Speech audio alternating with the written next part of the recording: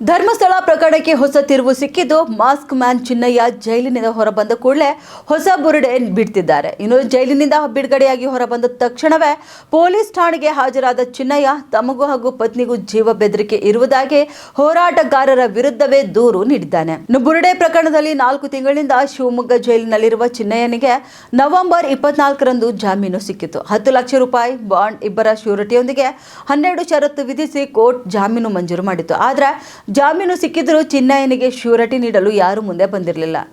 ಇದೀಗ ಜಾಮೀನಿನಿಂದ ಹೊರಬಂದಿರುವ mask man Mahesh Shetty, Timarodi, Girish Mattannanavar, Vithal Gowda, Jayant ಹಾಗೂ Sameer MD ವಿರುದ್ಧವೇ ಜೀವ ಬೆದರಿಕೆಯ ದೂರು ನೀಡಿದ್ದಾನೆ.